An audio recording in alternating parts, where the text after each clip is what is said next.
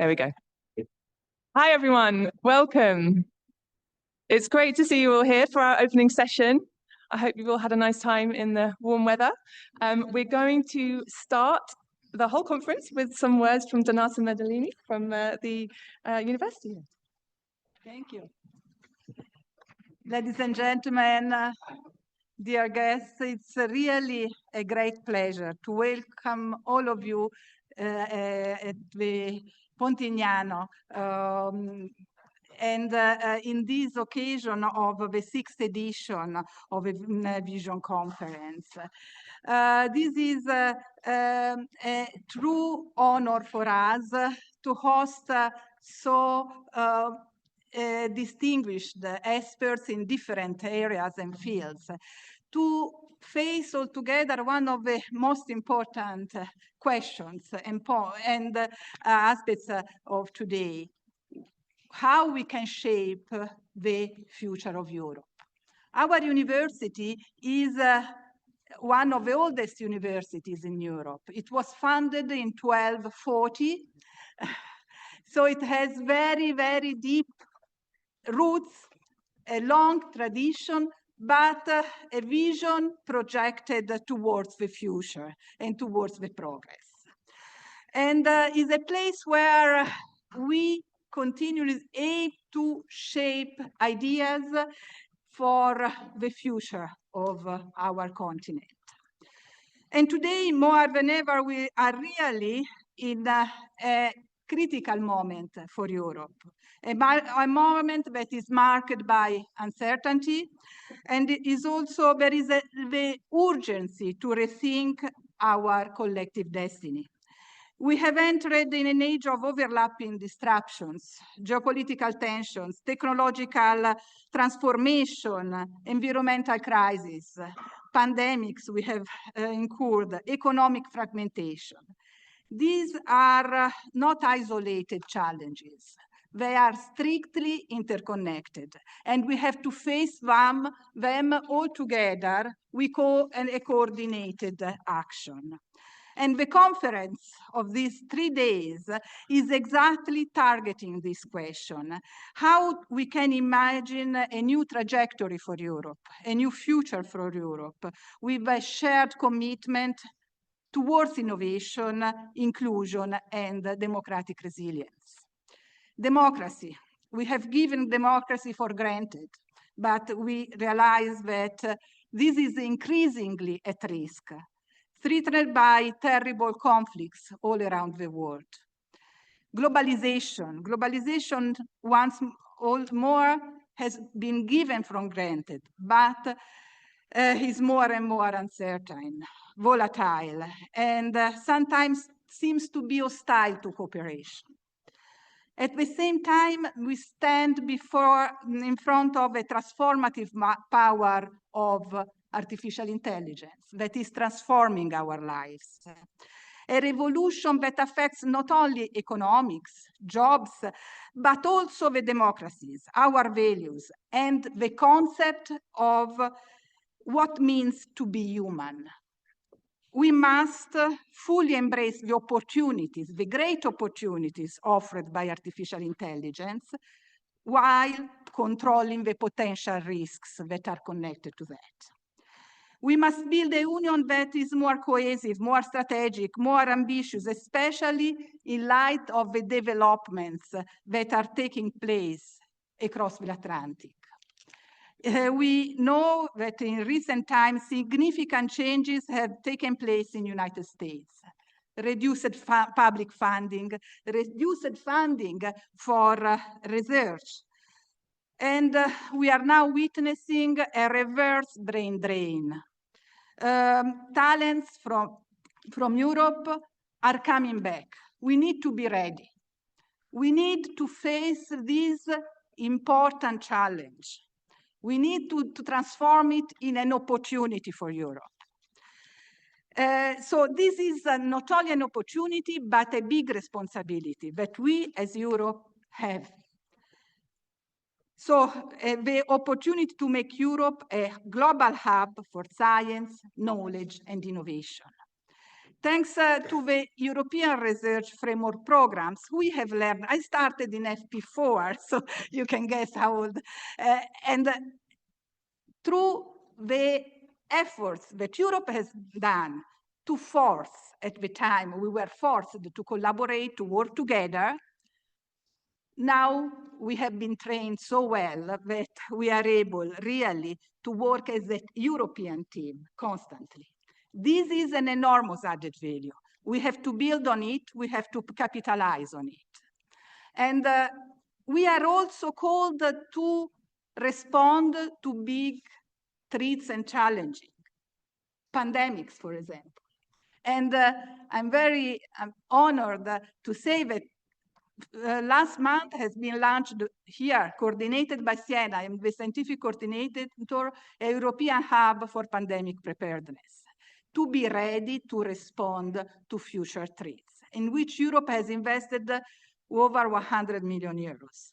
Joining forces, because for the future we have to be ready and work and respond as a single body. This is the aim. So during the next days, you will be invited to engage with the most strategic questions for Europe, the questions that Europe faces today. In our university, we are really proud to be part of this endeavor, to create a critical platform for a deep interdisciplinary dialogue and meaningful policy innovation. Europe has the talent, has the power, has the institution, the brains, the heritage to lead by looking forward with creativity, unity, and courage. We need courage. But to do so, we must work together as a community of talents and shared values and ideas. And this is what we'll be doing during this day. Thank you all for being here and for believing, like we do, that we can still shape the future of Europe if we have the courage to imagine it all together. So welcome to Siena, welcome to the Vision Conference.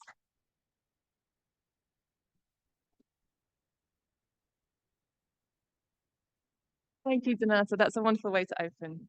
So we're going to be having our opening session now, in which we will go through the main ideas from last year's conference. I'm sure many of you were here, and we'll be hearing from a very wide range of panelists feeding back on the conference paper, the concept paper that you've all received ahead of time. So first of all, we'll be hearing from Francesco Grillo, the Director of Vision and Professor at Bocconi University, and someone you probably already know already.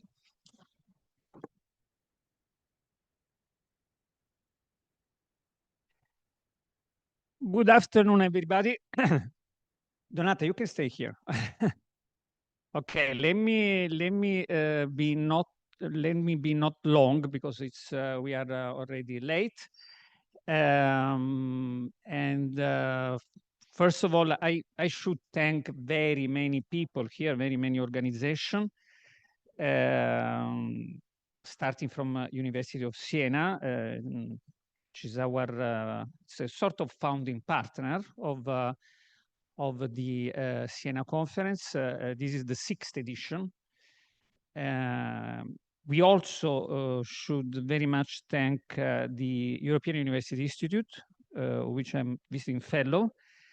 And I guess in the next years, both UI and University of Siena will be even more physically involved into the perspiration of the preparation of the conference, which is very much. It is worthwhile to thank the political foundation and the intellectual partners of scientific partners of the conference. It is remarkable that we are managing to have a multi-partisan debate. They came late, but Sunday we will also have the president of the Patriots joining the final session, which will be again with you, Laura, I think, when we will present the draft of the final paper. We also, however, have for the first time Konrad Adenauer Stiftung, and we are very honored to have you here. The foundation of European Progressive Studies, Maria Ja Rodriguez. I will come back to you, Maria. We commented yesterday that there is a market need for a project like this, which is about producing ideas and not just analysis and not just lamentation about how Europe is going. And I think this is the very reason why we reached the 6th edition of the Siena conference, because we are absolutely convinced, at least I am, Maria, that there is a market space for such a thing. The Green European Foundation, the Institute of European Democrats, Reimagine Europe, Erika, the corporate partners, Intesa San Paolo, Monte Paschi di Siena. We also have Euronext, the European Stock Exchange, the support of the European Commission, the media partners. They are extremely important to us because we are putting together academia, policymaking, the business and the media. The media are very, very important because the quality of the debate in some countries, for instance, Italy, is a sort of a problem. It's a rather important important part of the problem. We will have this year the QN, the Quotidiano Nazionale, which is a group of newspapers, and we really thank you a lot. The RAI, the national broadcaster, CNBC, and the Conversation. The Conversation is a hub, a news agency whose very mission is to connect the academia with the general public. So it's very close to what we are trying to do. The Regione Toscana, the Comune di Siena, Europe Direct. By the way, we will have on Saturday the governor of the Regione Toscana and the mayor. Let me go to the concept paper, and we will thank very many people, other people later in the next 2 days. And let me give you some hints from the concept paper that we are developing in a final paper with basically the support, the help of everybody, the problem-solving groups, the plenaries. The final paper will be articulated in 7 points, which are probably the 7 notes that Europe, the European Union, should sooner or later untie. Let me give you a little bit our approach to the problem, okay? The vision approach to the problem, which I'm not sure that everybody will agree with, will buy entirely, but it's our, if you want, food for thought. So number one, the nature of the problem that we are facing. The thing about Europe is the title of op-ed of Stanley Pignol of The Economist, where he sort of said, okay, Europe, but you still have you have something which you should be proud of, and the triple challenge that we see. Our humble idea to land in the 21st century in terms of changing the institutional setting of the creature here, the Sleeping Beauty, and something about our Pontignano method. First of all, we as Vision are absolutely convinced the very name of the game is technologies. No? Yes, there is geopolitics, there is the Green Deal, there is, but technologies is possibly the driving force. And in fact, if we even go back to the past, people like John Stuart Mill were absolutely, or Karl Marx, were absolutely convinced that is technology.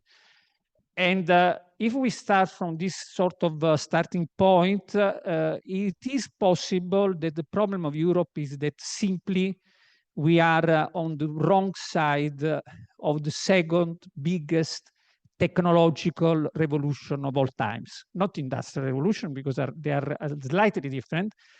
Here we are talking about an information revolution. Information is power, so it's very powerful.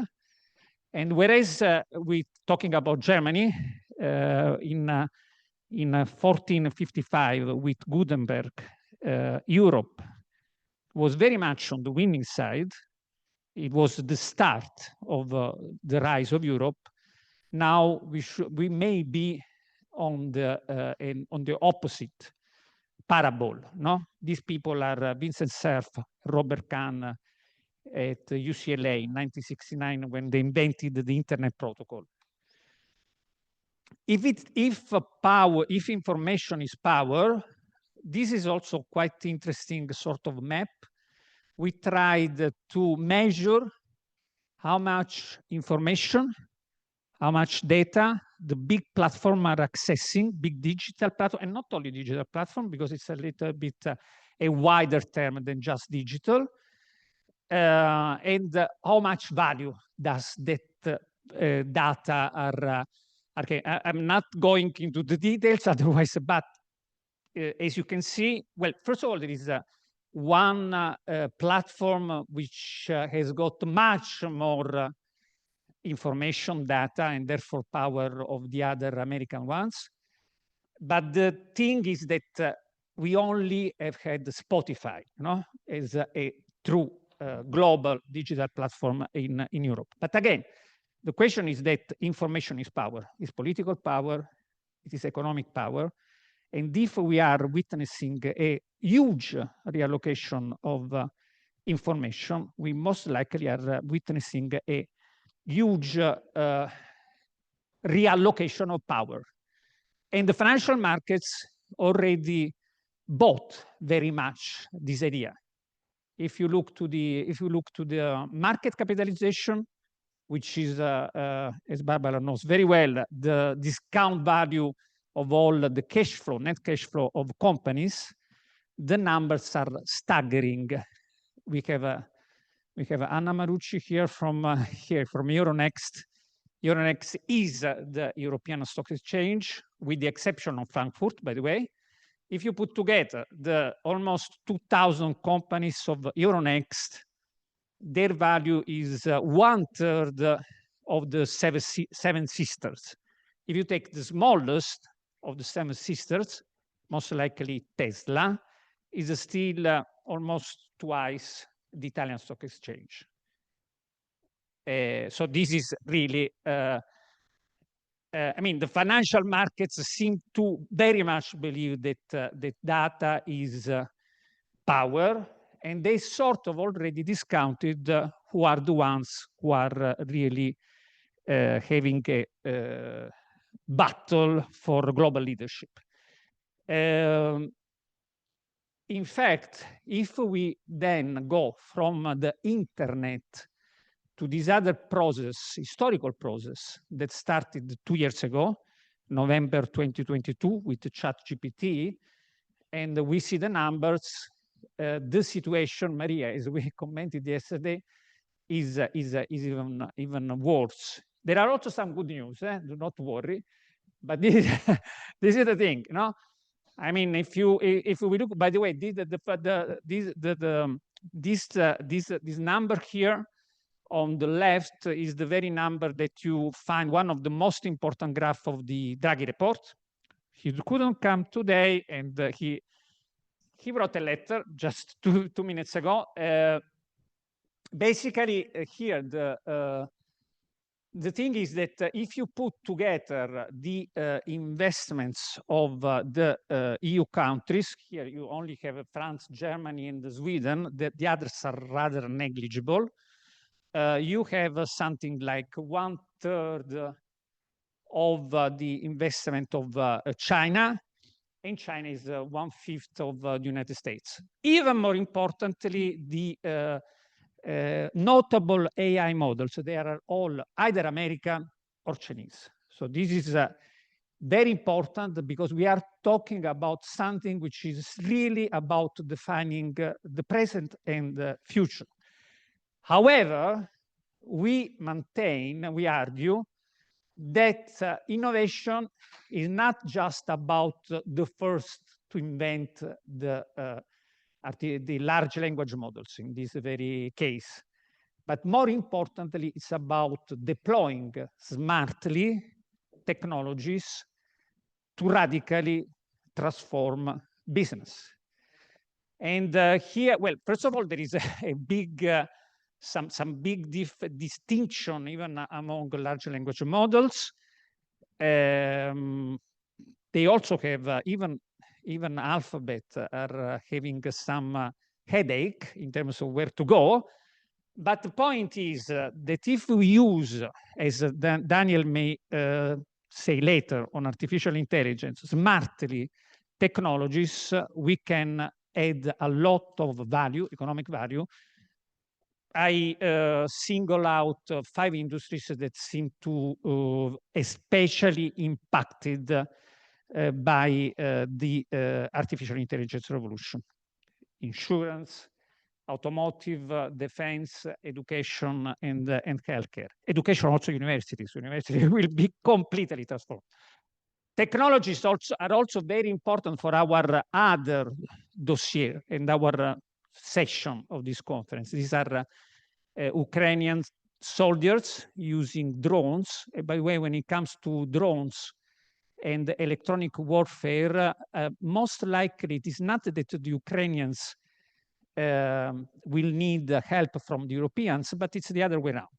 They are much, and but it's also very, very important, of course, for instance, the electric vehicles and the automotive.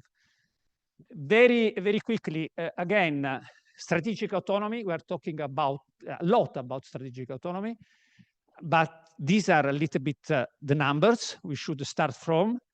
The weight of the imports on energy consumption for the EU is higher today than in 1990 after 29 COPs. Okay, and when it goes to for instance solar energy, the Chinese are completely dominating the most critical pieces of the value chain. There are still some good news about Europe that Stanley Pignol underlined very much, and we will go back on that with Matt Steinglass, also from The Economist. Europe is still the place where the quality of life is the highest. Vienna and Copenhagen are number 1 and number 2 for the. The Copenhagen now it's okay, but still, we also have a number of Swiss cities, among the and Australian, but overall, it is still arguable that probably Europe is one of the best places where to live. But this may also give us a little bit of being a little bit of complacency. No, we are still a place where we can. However, whereas where we can be complacent on the present, when it comes to the future, these are the numbers, and the numbers are among the most warning that we can think of. This was Gallup a couple of years ago. And basically, to the question, do you think very important question, do you think your children will live better or worse than you? Among the top 10 pessimistic countries, there were 8 from the EU. Of course, this is very much probably, as some people say, rich people tend to be more pessimistic than less rich people. It can be about demography. But still, for instance, the Americans seem less pessimistic than the Europeans.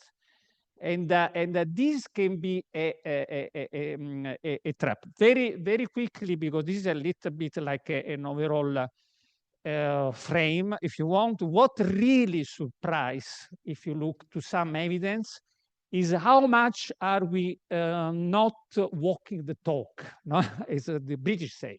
We are not consequential. We are saying, for instance, something which is very common sense, we should, on the fence, we should buy together, and yet the numbers say that we are even more than before buying individually. So, which is completely like many words and very few. In an increasingly volatile internal political context, that is the turnover to the European election, and that is the combined share of the votes for the two largest European political families, the Social Democrats and the Popular. I think the question is not just about single policies. We have problems of institutional settings. We also, I think, we need to also rethink a little bit about the intellectual instruments that we are using to make sense of complexity. But there is also this very point of having the trust that it is still worthwhile. This is our humble proposal. Then I will stop here. Our humble proposal, I wrote an op-ed on that with Laura recently, is to go from an European Union that is almost a quasi-religious sort of conception. This is Mastroianni and Sofia Loren for the ones that they are two very famous Italian actors. And basically here it's very much the idea ever larger, ever deeper. It's like from the top, by the way, in a very big way. With the Delors bet, if we do a partial integration, then we will be forced to complete it with very many side effects. One humble proposal, Bill, talking about humbleness, we already mentioned this thing, is to go to something which is even more than the enhanced cooperation, having countries within Europe to be allowed to be even facilitated to gather around policies, which does not mean that the inner circle of the founding countries will tend to gather more than Poland, Estonia, and Lithuania, for instance, on defense. Very importantly, to have some popular backing every time we do a further integration, because we cannot have technically a common defense if I do not feel somehow to be a European citizen. And also to have some divorce clause if Sofia Loren does not want to be with Marcello Mastroianni any longer. Okay, so this is a little bit the idea. The Pontignano method is about freely, especially in the problem-solving group that we will have immediately after this session, and do again problem-solving, which was probably something that Europe used to do in a different century. Thank you very much.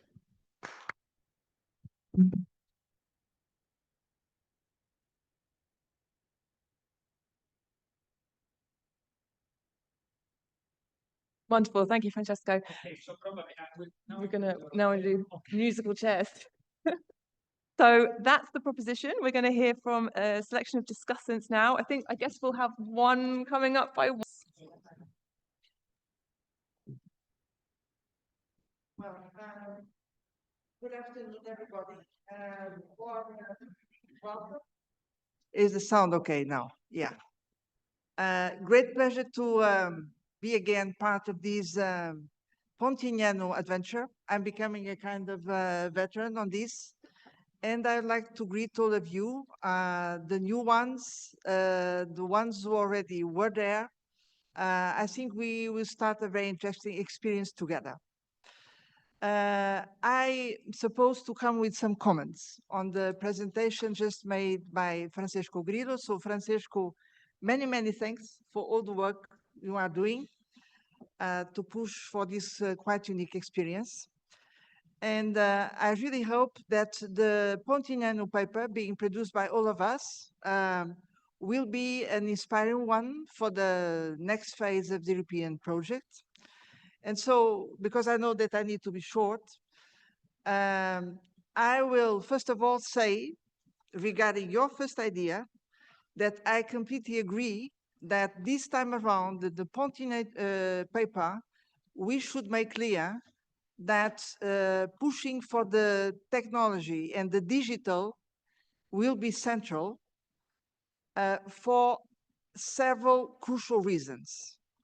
One is, in fact, European competitiveness, but I would also join two other ones. The second one is democracy. We cannot have a real new development of democracy without taking into account the impact of the digital transformation. And the third one is a geopolitical reason. So for all these three strong reasons, definitely we should use our Pontignano paper to put the spotlight on the importance of Europe to catch up on digital sovereignty. There is no European sovereignty without digital sovereignty. So this is the first idea I'd like to suggest. But then, Francesco, you suggest a very important and good list of key questions. So what I would do now in very telegraphic terms is to come with some ideas regarding these key questions. I think that we are moving to a new era. And perhaps in the future, this new transition will be described as the moment where humankind, human civilization, was at the crossroads between the forces who were coming to a kind of inward-looking, nationalistic approach to deal with common problems, common challenges. This movement is gaining force at world level, but we still have a very important group of forces who believe on the need of cooperation, outward-looking, joint work, and I hope they remain in majority. In Europe, they remain a majority. This is my belief. And so that's why I think Europe needs to move to a new phase of its own project with a clear mindset on how to deal with this new era. This means for Europe to have other geostrategic capacity. First point I'd like to make about this is we need to identify clearly the scenarios we have in front of us. For the time being, the one we have in front of us is a great power game at world level. The rule of the strongest. Of course, we can have worse. We can have decoupling, which will be a disaster for humankind and the planet. But I believe there is still hope for another scenario, which is let's recognize that we have a multipolar world and we need to update the multilateral system to work together and to cope with these new challenges. I still believe this is possible, and I do believe that Europe should really play a central role to make this possible. Then my second point is about the word war. War is back. A kind of war of the 19th century is back in the 21st century. I'm saying that because these wars we have now are basically wars to expand the area of influence. They are very backward-looking wars. Now, the issue from the European viewpoint should be, if these wars, they go in the direction of regime change, and now I'm speaking including about Iran, so this is happening now while we speak, I think we should make clear that we want from this is the real democratic transition. This will be the challenge for marking European position. We are still very far from this. Then the third point is we have a war in our continent, Ukraine. We know that we need to build up our defense capacity to take in our hands our security problems. But I would argue this is important not only to support Ukraine, but for another reason. It's because we need this to develop our strategic autonomy in many other fields of economic security, of the digital capacity, for sure. And so we have a full toolbox prepared for strategic autonomy. But sometimes we are somehow hindered because we still have the war in Ukraine in our hands. Then I'd like to briefly comment the competitiveness issue. Well, we have a great report, Draghi report, letter report. Things are moving so fast that we need to update somehow these assessments. I would argue that on the green transition, Europe still keeps a leadership role, but with problems. Because we don't have all the critical raw materials we need, and we have a problem of social support for this green transition. So this is sensitive. So let's not overlook our leading role on this. And then I'm coming to the issue of means to implement all this. This is one of the questions we need to discuss among us during the Pontignano gathering, is how can we mobilize the necessary means to implement all this? Because we are in a situation where we cannot exactly sacrifice one thing for the sake of the other. So I really believe that we can develop a more comprehensive concept of financial capacity of the European Union, mobilizing private and public resources, national and European budgets. We need to have a paradigm shift about this. We have the resources. We just need to channel them in the right direction. My last point is about democracy and the political system. Because in the concept paper, there is the reference exactly because we cannot just wait. We need to be able to decide and to act. I have some reservations to the classical concept of variable geometry. I would prefer to assume that the architecture of the European Union is about to organize itself around 4 circles. 2 circles inside the European Union, 2 circles outside of the European Union. Outside the European Union is very simple. It's a circle of those who don't want to become members of the European Union, but can partner with us. This is the case of UK, the case of Norway, well, Switzerland, of course. And then we have a full list of candidates of membership. Then, to conclude with, inside the European Union, I think we have, in fact, 2 circles. Those who want to go farther and those who are still hesitating. In the past, the main trigger for this was economic governance, Eurozone. Now, I think this is not exactly the case because we also have many members of the Eurozone. This is more about defense, Schengen, and bringing together our digital drive with a more ambitious agenda. So, look, these are my inputs for the discussion, just to start with. And thank you very much for your attention. That's great. Thank you so much, Maria. So we'll move on to Daniel Gross, if that's okay. Do we have Daniel? Daniel's the one that hasn't joined us yet. Wonderful. We'll move on to Barbara Colm then.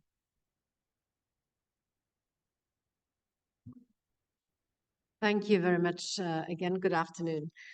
I agree with Maria on the point that we need to push for technology and digital transformation. However, the big question, and I'm here talking from a pro-market libertarian perspective, is how much Brussels do we need in order to get into this direction? How much government do we need? Or can we leave it to the private sector by providing the right framework? Because I think this is ultimately the task, providing a framework with which where competition also within Europe can be adjusted and where we can be as innovative as possible. Because if we look at those data, we have been losing out in patents, in registrations of patents, etc., all across Europe. And there are various reasons about it. So is it the economic sclerosis that you actually were more or less describing, the ideological overreach, or the institutional drift that we see these days? Is it more Brussels? Is it, yeah, a little bit further away? Oh, that's right. Thanks. Or more nation states? And this is literally the big question. And within that, the two inner circles that you just described, I still think that the euro issue, the capital markets issue, and the debt issue is still a big problem that we see. Just, recently, Germany is, that has been the bedrock of financial stability, is now turning toward deficit spending. Of course, we don't call it, or the Germans don't call it deficit spending. They call it Sondervermögen, but still it will erode the public trust in long-term reforms. And then, of course, if we look at, in my home country, Austria is no exception. We are now running a deficit procedure for the first time. I mean, 5 years ago, we were still one of the poster children among the European nations, and now we just go down the drain, and this has happened like that. So this is why we also need to be very careful about this fiscal rigidity and stability of our nation states. And then another big issue that I personally see is the bureaucracy, the big burden of bureaucracy that we have created also out of Brussels. And our nation states are gold plating that in many cases. There are, of course, luckily exceptions, countries that are doing much smarter and much better. Here in Italy, Giorgia Meloni has done some really good stuff. Other countries, especially in Eastern Europe, also did the right thing, but Germany, Austria, France, where we are full-fledged on that regulation. And even if we run the omnibus packages now out of Brussels that are trying to reduce this bureaucratic sclerosis and overburden, we are still not, we will not get there in order to be competitive again. And I think being competitive for Europe is entirely for the entire Europe is the key question, because if we are not competitive towards other continents, we will definitely lose out. And then our beautiful countrysides, our culture, those will not even be tended for by the individuals, because there won't be any labor force left who will be productive. Talking about productivity, the lack of productivity across Europe is stagnating in contrast to the rest of the at least competing Western world. Another issue that I would like to bring up is, of course, being a former central banker, the ECB, that has definitely not done us a good deal with the QE programs, whether it was the API or the PEP programs. We are still suffering those results, and you can't get rid of those problems by getting the digital euro and kind of deflating your way out. That's not an issue. So if we look for if we come back to the paper again, the lessons with that we see that must be taken are integration to flexibility, a very pragmatic and voluntary union. This is how I see it, not this top-down, but rather competing, coordinating, cooperating with each other, that you also mentioned, Maria, with the cooperation, but not by force, but voluntarily. And of course, the division of labor. Let those countries, or let those also companies do what they can do best, and then partner up with it. So it's more of a set of a pragmatic union, also allowing exit clauses in certain ways and intra-policy settlement mechanisms. I think this is also very, this would be an additional approach towards what we have seen, because right now, over the past years, and you know, the European Union has gone a long way from the coal and steel union to what we see now with the I mean, I'm now overreaching, but the centrally planned Brussels is, or central planning out of Brussels with the one-size-fits-all policies don't do us any good. Europe has always been most successful when we individually, when our regions were competing among each other for the best talent, for the best artists, for the best companies, for the best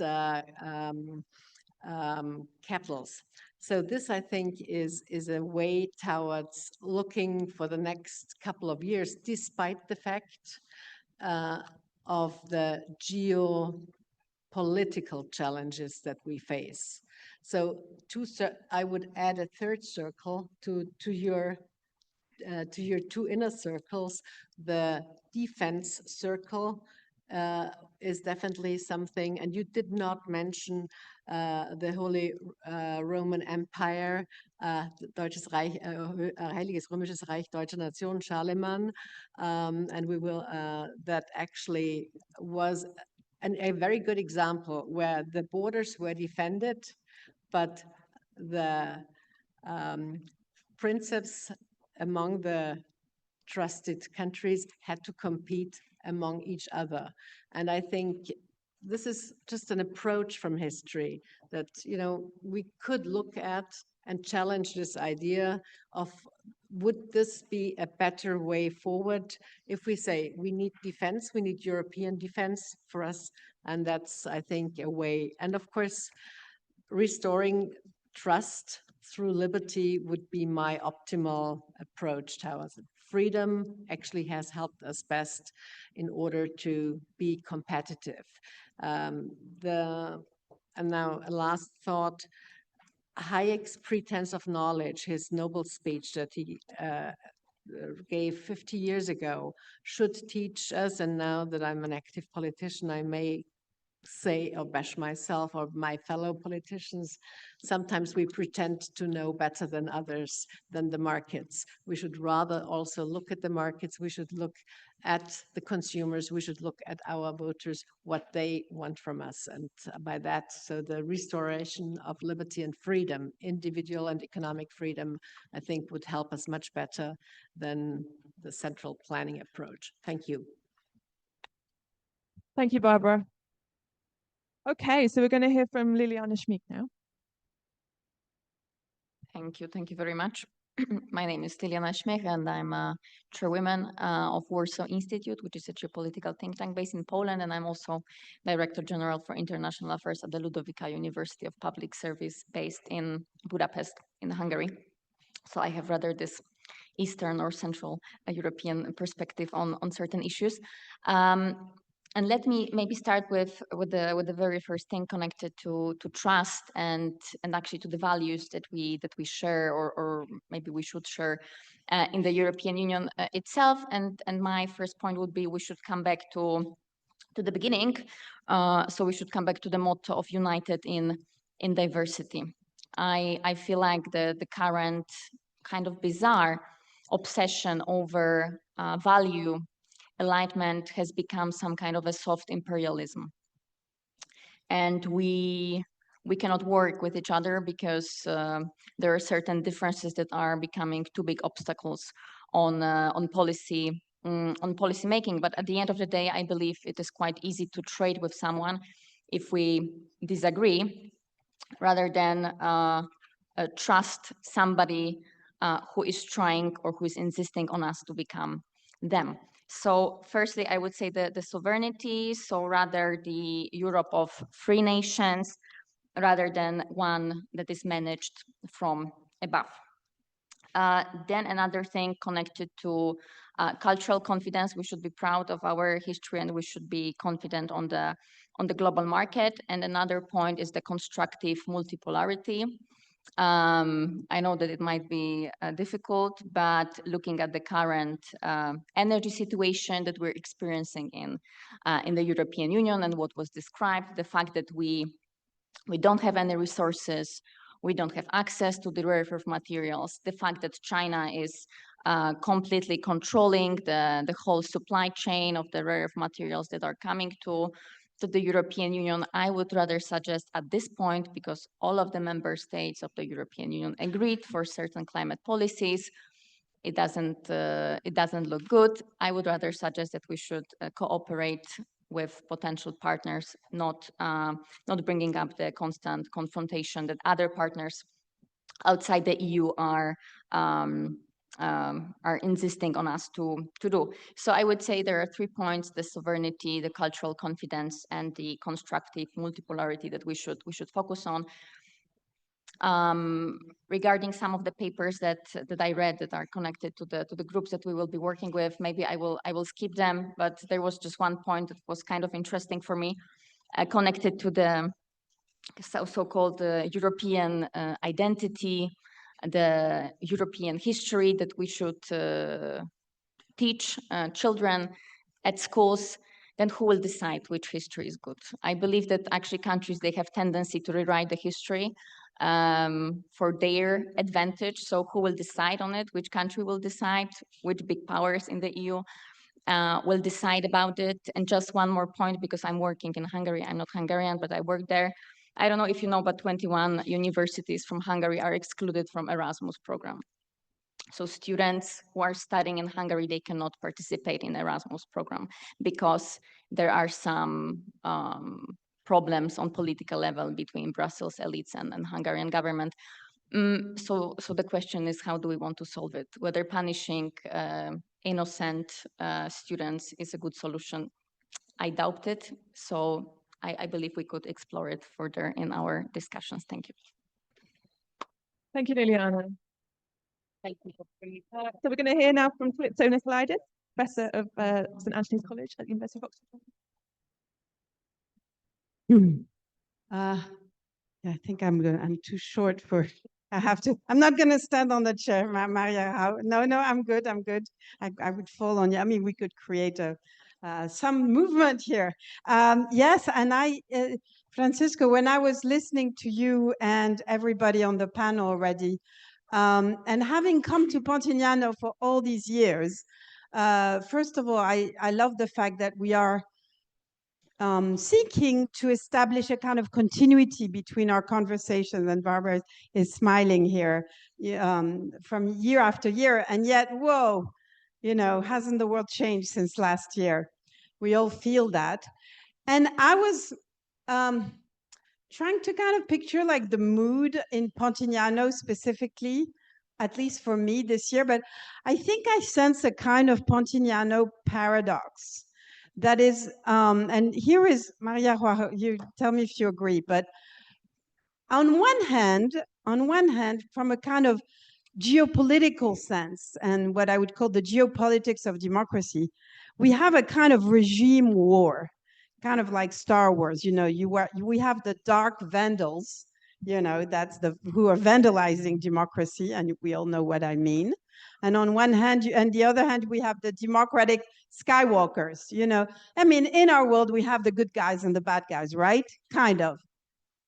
Yeah, there are moments in our lives. That's what we feel. I kind of often feel that, especially when I think of my kids and the world we're leaving them. And it is a real big struggle. So on one hand, there's a kind of essentialist binary there, and I think it's true. But at the very same time, what is also true is that the Pontignano spirit has always been, thanks to you and the team, Francesco, is one of compromise. We have very different political family on this very panel. We have kind of a social democratic versus a kind of more far-right libertarian kind of approach. Or I don't want to put labels there, but you already see, you know, they're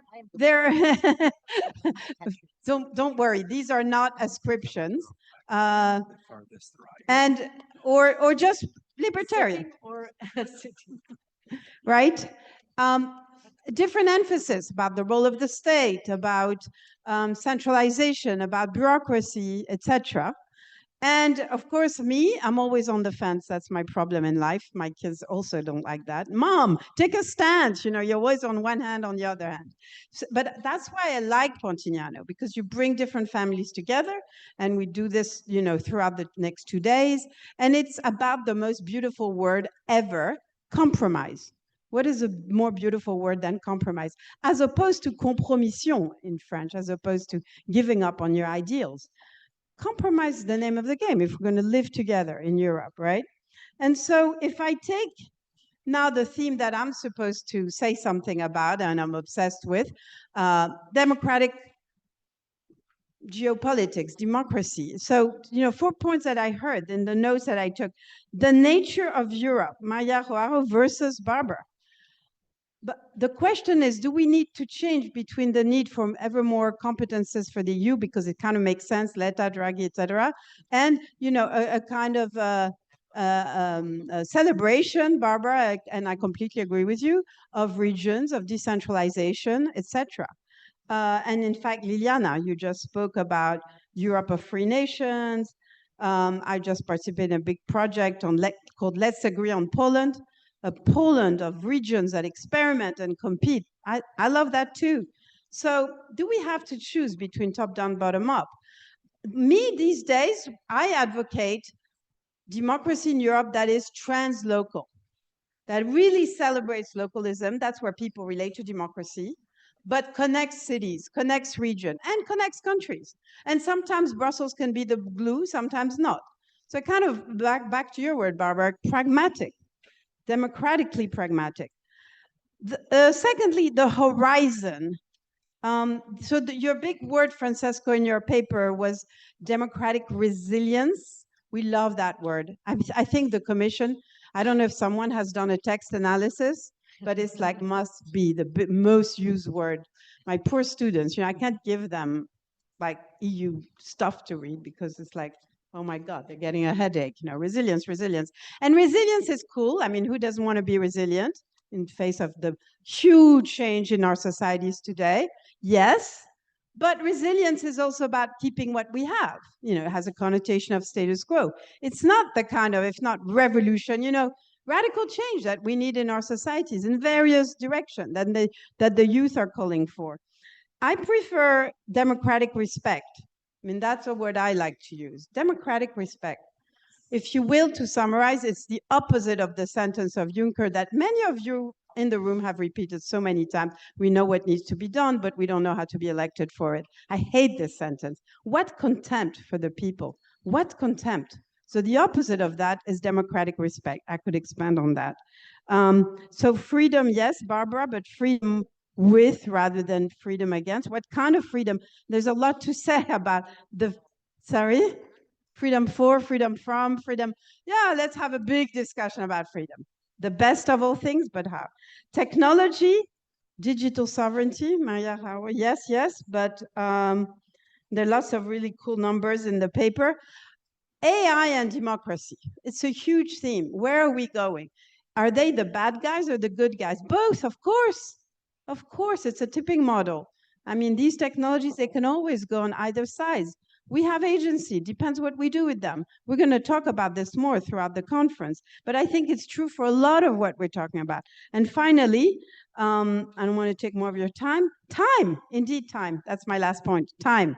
Intergenerational justice. Your big, amazing graph, it's great you picked it up, about, you know, are my kids going to be better off?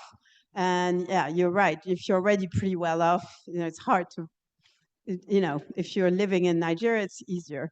Depends. Even Palestinians are more optimistic. That's quite a paradox, isn't it? Yeah.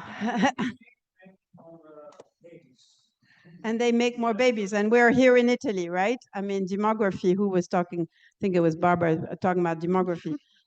So indeed, that is one big question of our age, why our kids in Europe don't want to have children, don't think it's right to have children because of what climate will do to them and what they will do to the climate.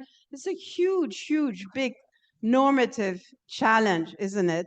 And so the question of intergenerational justice, dreaming, Barbara, I'm not sure that all of this can be delivered by markets. That's part of our conversation. Responsible capitalism, long-term capitalism, is that an oxymoron? Markets, can they do the long term? How do you make markets do the long term? Very complicated. The Italian reports we're talking about talk about this, but I think this should be part of our conversation too. And let me end by saying that I'm here also because not only I'm a good old loyal attendant of Pontignano, but I'm passionate about a project that I have led for the last 2 or 3 years called the Democratic Odyssey, where we're trying not to just speak about things, but do things on the ground and demonstrate how, in Europe at least, you can do translocal democracy. Anyone interested, you can come and talk with me. Thank you. Thank you, Calypso. Fantastic. Okay, and we're going to hear from Jürgen Hart from the CDU now. Hello, thank you for the invitation. It's my first time here, not in Siena, but Siena, it was always only for holidays, not for business or science. And I'm happy to be here. I'm the foreign affairs spokesperson of the CDU-CSU group in the Deutsche Bundestag. I have to do now a 24/7 business on the challenges of the foreign policy because the foreign minister and the chancellor is now in a very active role concerning the challenges we have to face. And this brings me to Europe.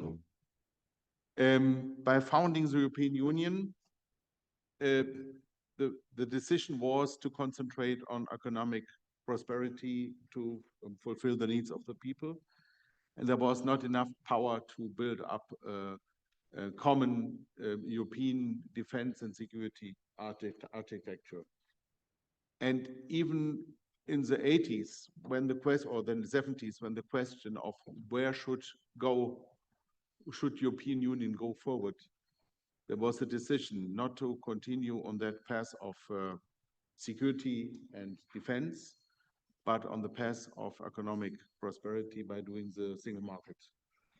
And those who were responsible for that at that time decided that they cannot do both simultaneously, that they have to concentrate on the single market, and with that also a more integrated foreign security policy might be the outcome. Unfortunately, up to today, we have not a situation where member states accept a majority principle in decisions on foreign policy. Therefore, I would like to state the current situation we have in Europe, that we have newly to defend our freedom and our security and peace in Europe, led again to NATO as a body for delivering the security. But looking to the current situation, we also see that European Union and member states of European Union, and also those who are integrated or collaborating with European Union, like UK, can contribute a lot to build up peace again.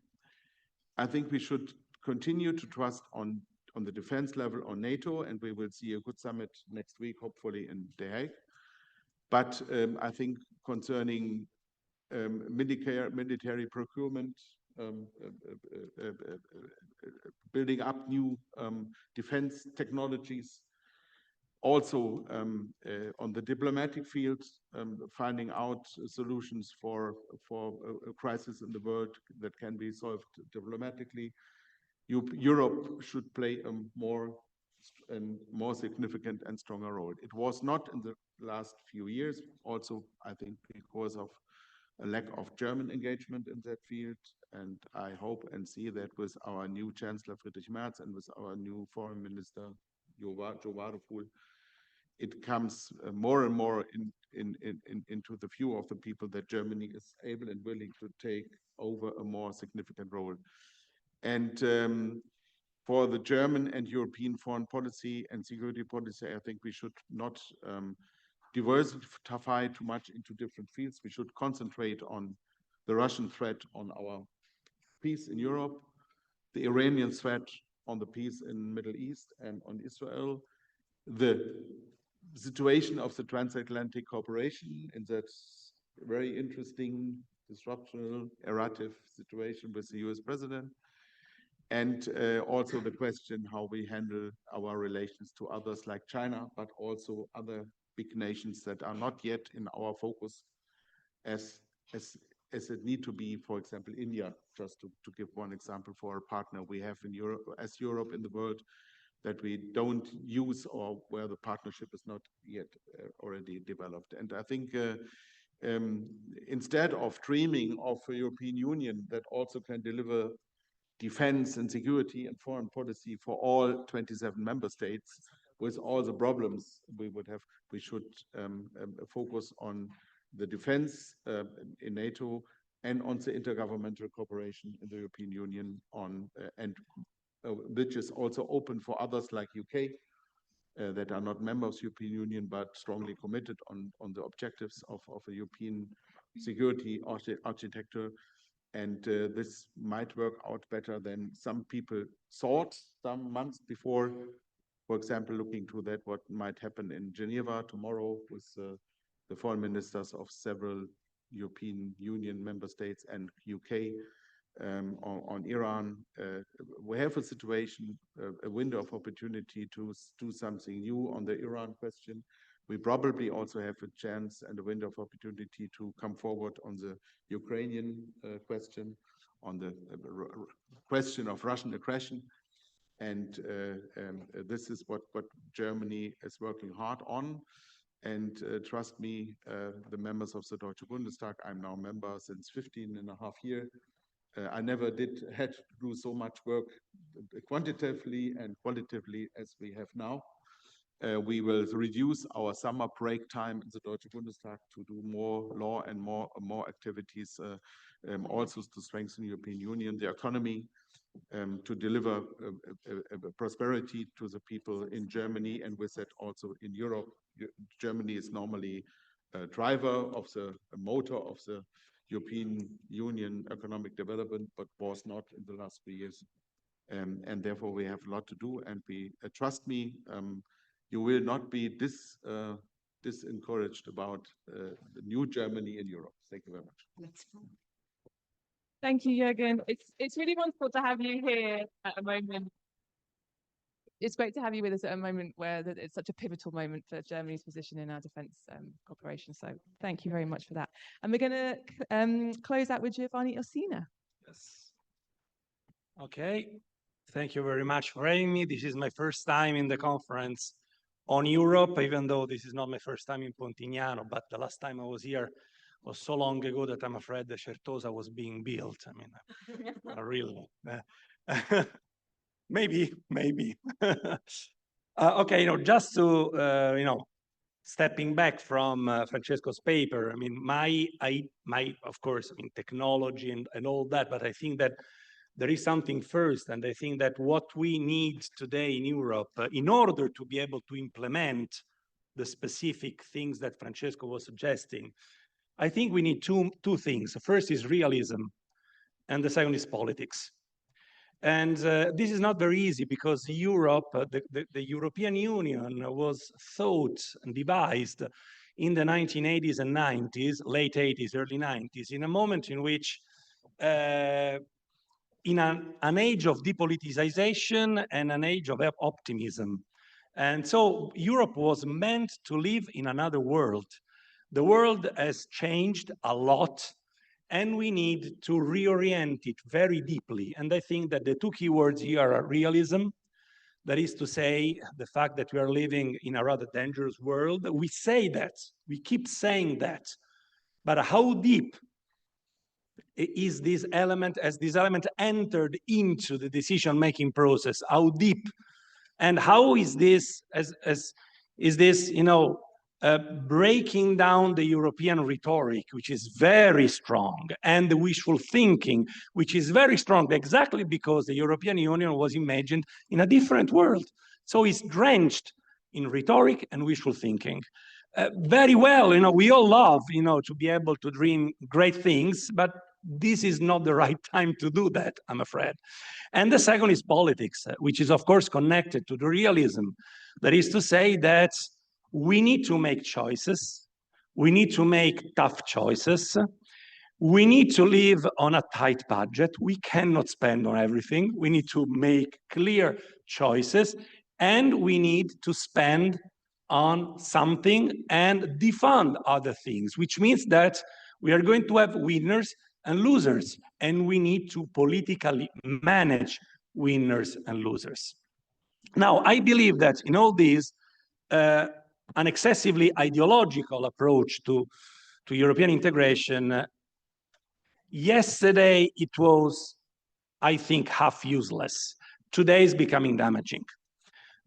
Exactly because we keep staying inside that mindset, and we need to grow out of that mindset. Europe is not a religion, it's an instrument. European integration is an instrument. Very important, I'm not saying it is not important, it's very important, but it is an instrument. And I'm afraid we should also rethink our habit of using integrationism to bash the anti-integrationists, because politically anti-integrationists in Europe tend to be winning a lot of elections, and we cannot afford to have two fronts, an external front and an internal front. We have a number of external fronts. If we open up internal political fronts, then maybe we won't be strong enough to face the external challenges, and that can be very damaging. Now, what is this meaning? I'm afraid another bad news, politics today remains national. Politics stays inside the nation state. It has been moving towards Brussels. It has been moving towards, there is more Europe in our political debates, and one of the slides by Francesco was clearly showing this. Europe is more debated, is growing the amount of time in newspapers devoted to debating Europe. So there is an embryo of a European public space, but it's an embryo. And a lot of politics today is still being made nationally, which means that if we want to be realistic, we cannot keep dreaming of the European public sphere of tomorrow. For when a European public sphere is created, maybe too late. We need to do politics today, not tomorrow. So let's keep building a European public space. No personal objections about that. But today, we need to start from national political agendas, and then to make Europe start from there, I think. And this is your second to last slide, with which I do agree. We need to start from pragmatic cooperation, bottom up, starting from national politics, both at the intergovernmental and also at the supranational level. I mean, there is a lot of national politics in Europe. I'm not saying, this is, let's close down the European Union. As I said, it's an instrument, it's an important instrument. We must make it work as much as possible. We need it. But my idea is, if we want to start from realism and from politics, we need to start from the national levels and politics on the national level. And then, of course, and try to make the national level as little aware of the need to cooperate as possible. So, of course, it's bilateral. The national level must understand how Europe is important as an instrument in the arenas in which it is important. But this must be done not by using European integrationism as a stick with which to beat those who are more national-centered, but by trying to open up a dialogue and try to find a balance between politics, which is national, and the need for European integration, which in today's world, in my opinion, is undoubtable. Thank you. Thank you, Giovanni. Okay, friends. Well, I said we had a diverse range of opinions, and I think you've heard them. Our panelists have been remarkably restrained, and we're only marginally over time, but I hope you'll forgive me if I don't open the floor for questions at the moment, because we do need to move forward with the programme. It's not good to be behind at this stage. So please join me in thanking our panelists, and we'll move on with the conference.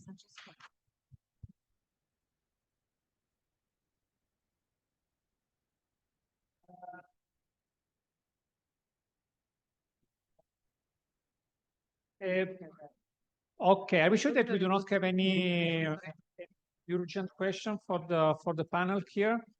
By the way, I took quite a number of pictures of you because you are a beautiful sort of representation of Europe. We have UK, by the way, Greek, but also France, Portugal, Germany, Austria, Poland, and Italy.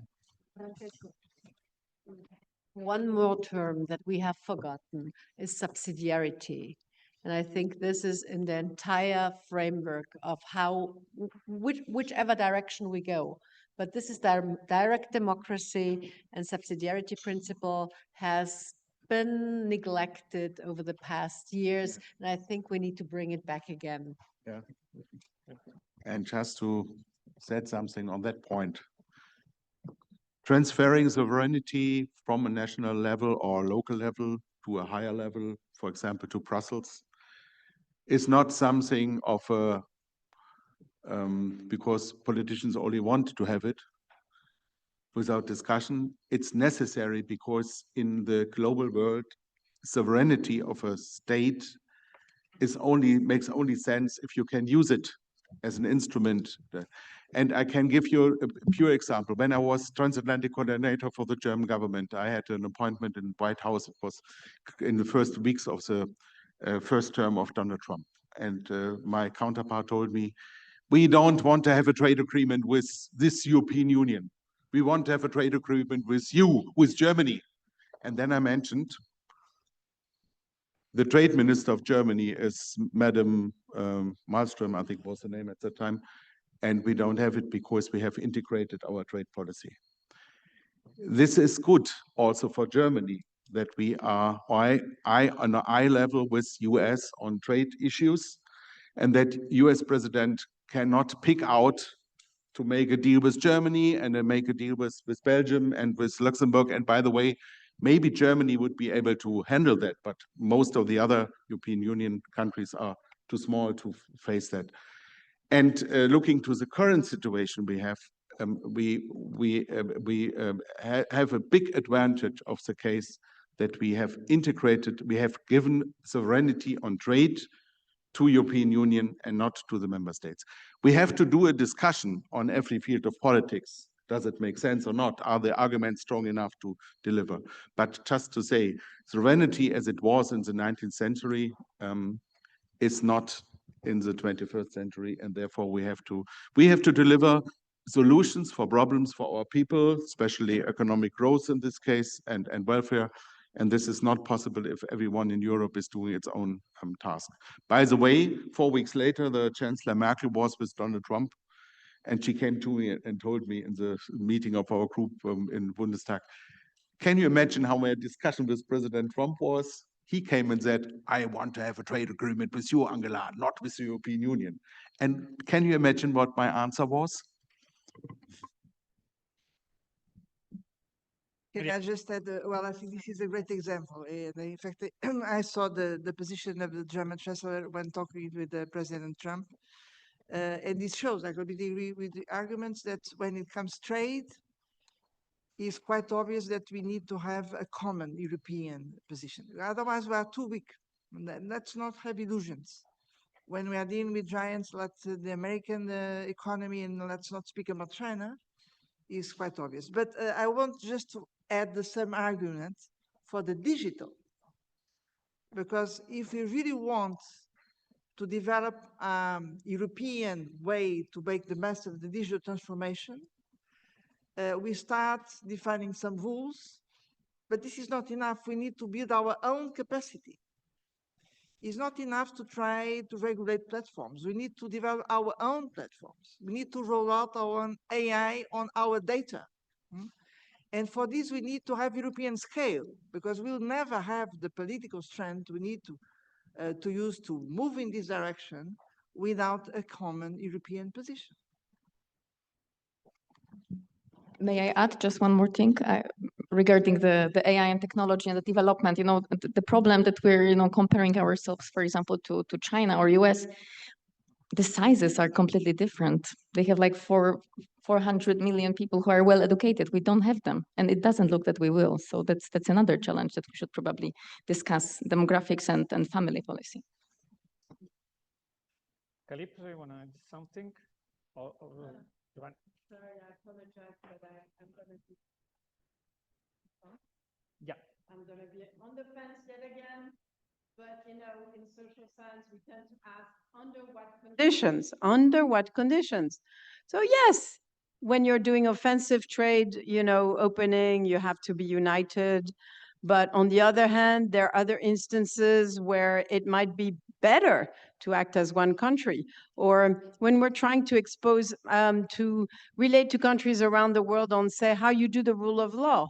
Well, we have all sorts of different ways. Our diversity and going it by small subgroups of country might be actually better. Or when some countries recognize Kosovo and others don't, for equally legitimate principles, then maybe that's good, the diversity of EU positions.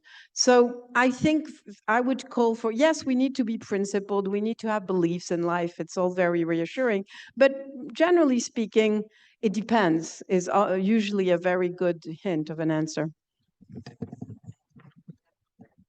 Okay, so before we start with the setting problem solving groups, Laura, and therefore this means that I will call Luca, Martin, Turio, Francesco, and Marco Buti to shortly introduce their group. Yep. Thank you very much.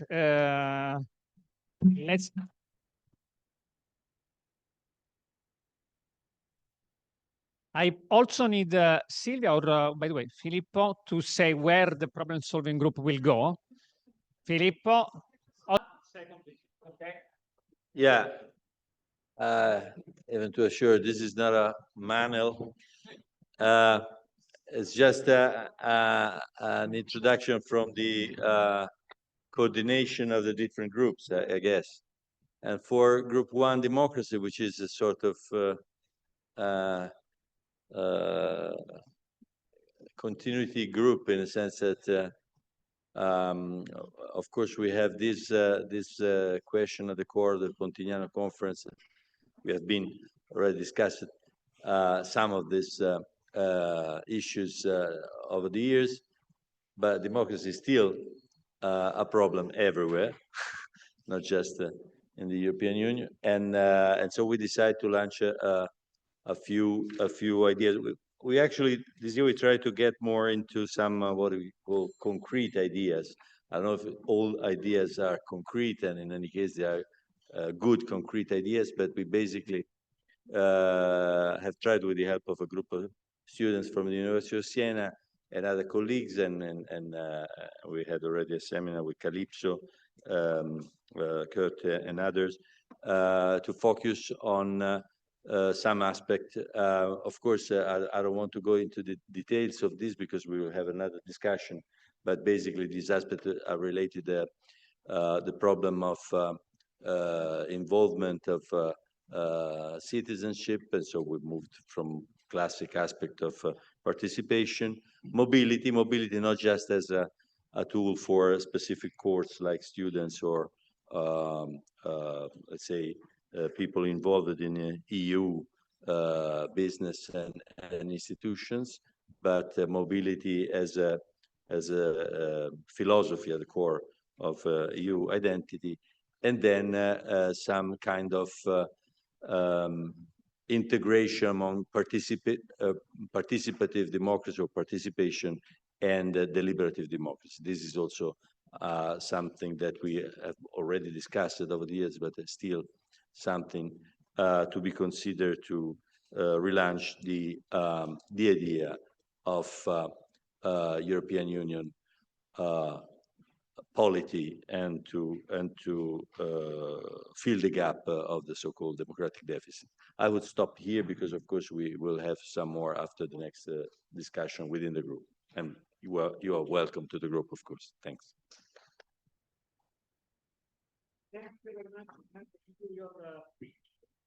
Yes, well, Francesco, thank you for having given me probably the easiest and the simplest topic for this conference, which is to talk about trade and globalization or deglobalization, and what is the answer, what is the solution.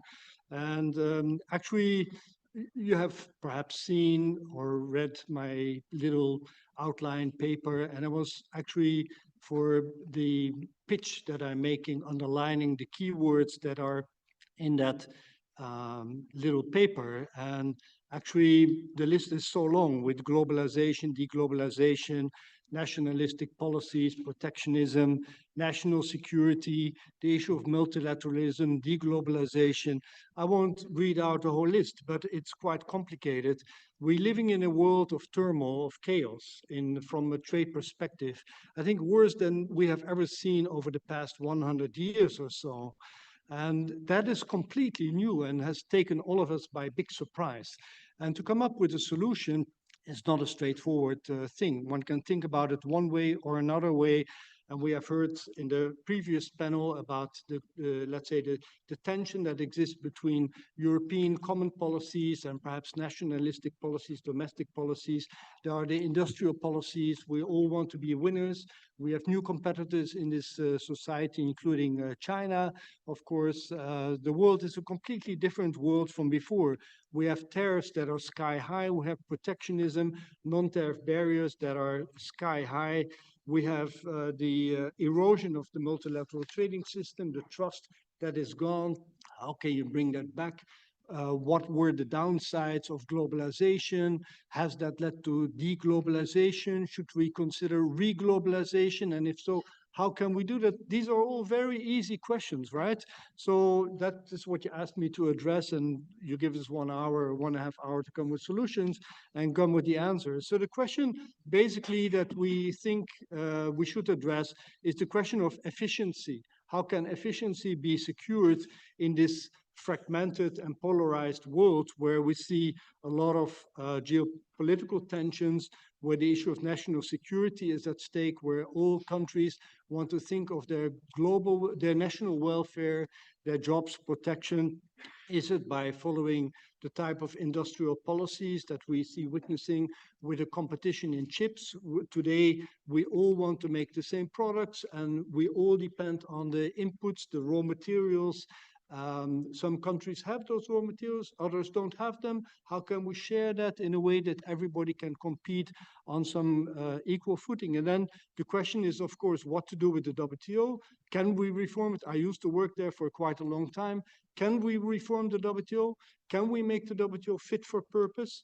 These are all very big questions. And what is the role of the EU in that context? So how can we frame a system which preserves, on the one hand, openness, and at the same time diminish the vulnerability? So these are just a few easy questions that we will try to solve in the next hour and a half. Thank you very much. Okay.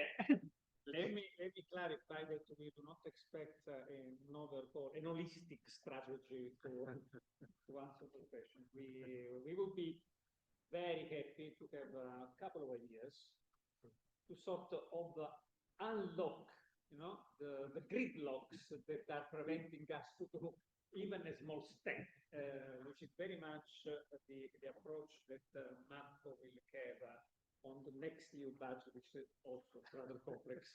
Marco. Okay, thank you very much, Francesco, for the invitation. Okay, in my previous life, I was a rapporteur for the SAPIR report, which was published in 2003.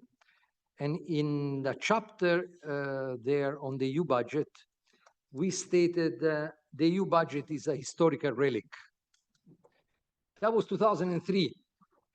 Is this still a historical relic today?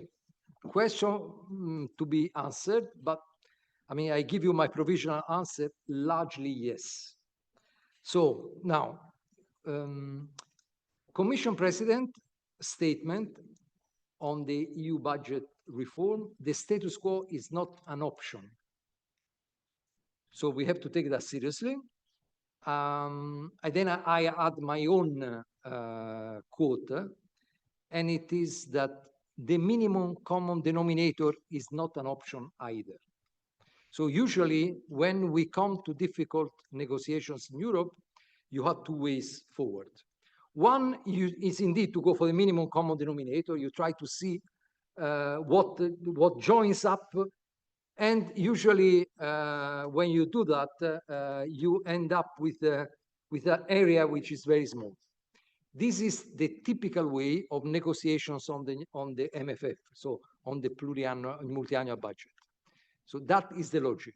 The other logic is to go for an ambitious package which displeases everybody equally. So I think this time, given the challenges out there, I think we should go for the second one and create the conditions for that, not for the first one. Difficult, but if we could provide some ideas on this, I think it would be helpful. We have a rendezvous, which is important for us to keep in mind. 16th of July, the Commission will come forward with the proposal of the new MFF. So in a sense, the Pontignano paper comes at the right time on this. And I think a key issue to, and I finish here, a key issue to understand is that a response to the global challenges that we are facing, certainly on the one hand, is the right approach on trade and tariffs, negotiations, etc., vis-a-vis the US. Another one is to take the mantle of openness and rules-based multilateral system that the US has abandoned. But the third dimension is a reform of the EU business model at large. If we do not do the third component, I think you can be as successful as you like on the first two. And actually, I would say even I would stay a step further. If you don't do the third, you are not going to be successful on the first two. So I think this is it is absolutely key. And I think we should look at the reform of the EU budget within that context. So as a part of as an impulse, it's an important decision behind an overhauling of an economic and business model that is not sustainable in the medium to long term.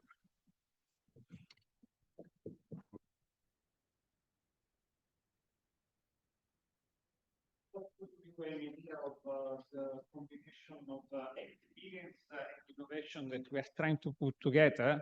Marco has been the DG of Economic and Financial Affairs, plus head of cabinet of Gentiloni. So it's not like somebody who is coming now to what we are talking about, and still he's being rather radical, as I commented with you during one of the webinars. But let's go to here. We do not have the introducer, which has been kidnapped by some conference call, something rather urgent. We have the chair and the co-introducer of the group on artificial intelligence. Yeah, another perfectly simple, straightforward topic on which we can all agree. You've led with this very hard, and a question of artificial intelligence was raised by Maria and Liliana and others as potentially the industrial revolution that we've lost. That we've lost the race on already. But I think the question there is artificial intelligence is complex enough for those on the outside of it, but even on the inside, there's a fundamental question as to whether this industrial revolution will work the way of all others. Well, whether the capital invested and the speed of deployment will determine the eventual winners. So there's not just, there's a starting point, there's a fundamental question around whether we have lost this race or whether all the hundreds of billions of dollars which has been spent in this space will amount to nothing as the technology itself commoditizes and the likes of DeepSeek and others can be built on top. So there's a huge unknown around what AI will look like. And that, of course, makes all the questions around what a European or a national inside Europe response should be to it all the more complicated, because we don't know what that end game is going to look like. So I think some of the themes that we'll be looking at in this working group will be regulation. There's huge amounts of pushback against AI regulation from members of the AI world inside Europe. There's also absolute conviction that the regulatory framework which Europe can provide may provide huge business advantages because of data protection, privacy, and all the others, which will potentially give us a position of leadership there. There's a question of investment and how and if the European Union or national governments, which is predominantly where it's been coming from up till now, should be investing a la Draghi hundreds of billions of dollars into a technology which we may, on one side, we've already lost, we can never keep up, nor can we keep up with the emerging players like the Gulf, who are putting equal amounts of money behind this project, or whether we should give up immediately and focus on the deep seeks of this world. So questions around regulation, how one looks at it, questions around investment, question around support even without investment. What's the kind of work that the European Union and countries in the European Union can be doing to help the deployment of AI across Europe, which is miles behind. If you look at the SME pickup of AI in Europe, it's long way behind the US, for example. All within a context where we don't know really what the future of AI really is. So the function of the exercise today is, if we look, in my view, if we look at the history of AI, which I've been following for over a decade, we're in a much better position to understand where we are. Things are a lot more clear. People think that they're not, but in reality, they're a lot more clear. I think Trump contributed immensely to make that clear, because the idea that we could collaborate and be dependent on the system in the States is clear that it's failing. So there's not even the hesitation anymore in understanding that we need to develop what, let's call it a third way, right? So why is everything is becoming clear? In the past few months, Trump has made big steps that are very clear. They're incredibly clear. The first one is the executive order. So he wants AI embedded in everything immediately. The second one is the fundamental shift that is going to be building with this big, beautiful mess that is the big, beautiful bill. What does it hide? Basically, it's dismantling the entire regulation system in the US, is underfunding all the organizations that are supposed to supervise the immediate application of AI in education, healthcare, all the financial systems. Is dismantling, is taking the oxygen out of it, is taking the money out of it, literally killing it, and is delegating all that money to military research. We have seen this before. This is a scenario we are very familiar with. This is the US doing the military industrial complex as we know it. So it's actually helpful because we have a scheme that they're repeating. And on the other side, let's call it a kind of a 2.0 of the military industrial complex. The term I like the most, it's techno-feudalism. What we have seen is that clearly is relying on some lords to control this transformation in a binary function, because it's a dual use. There's going to be the commodification, but it's going to be the militarization. And now it's making it crystal clear. We also know that it's incredibly important. On the other side, we have another model, which is the techno-autocracy of China, which is much wiser. Because if we look at the cases of Alibaba and whatnot, China says policy before technology. We drive technology. We decide where the innovation goes.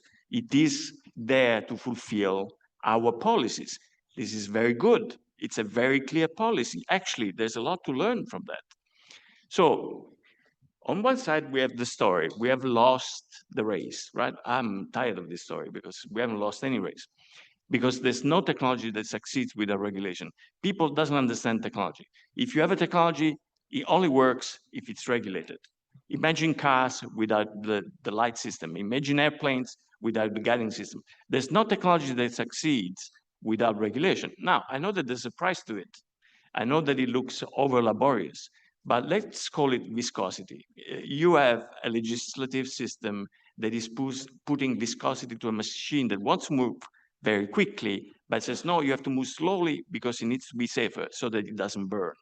Why the big tech are failing in the States in introducing their technology in healthcare, education, and many other systems? Because they don't have the trust.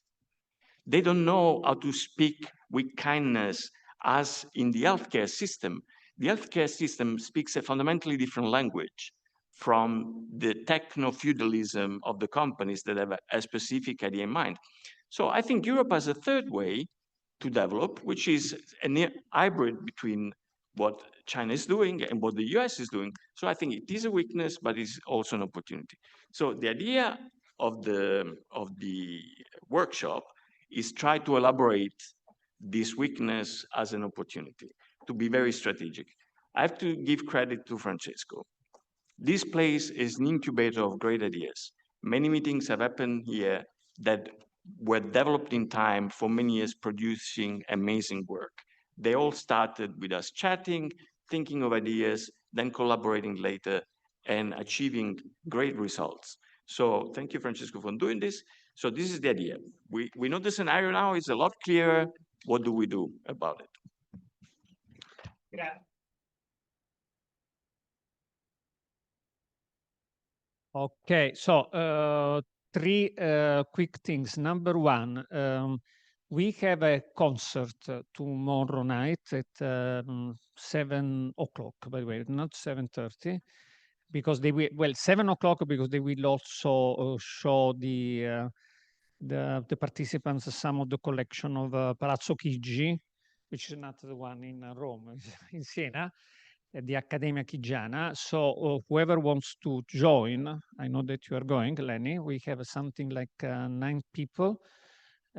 Please let us know as soon as possible because we need to give the names to the scientific director of the Accademia Chigiana, Nicola Sani. Number 2, we will also have women-only panels. This is one I want to clarify that. For instance, the one on a green European, also the one before was already almost. So I'm sorry about the specification, but it was quite important. Silvia, where are the problem-solving group meeting? Good afternoon to everyone. So for the first PSG group is going to be in Sala Palio. I'm going to share also a picture so you're going to see where are the different rooms. So for the first one, Sala Palio. For the second one, Sala dei Cartelli. The PSG 3, it's Veranda, and PSG 4, Bracci, so in this room. And for those online, we're going to in the room, so there is not going to be a presentation here, and so you can connect again later at the end of the PSG group. Make a quick check. Who is going to the first group, just to see if they are more or less balanced? Okay. Who is going to the second one? Okay. Yes, Martin, we know that. The one on next EU budget. Okay. And with Francesco and Turio and Daniel on artificial intelligence. Me too. Okay, good. So we are more or less balanced. And so I would go.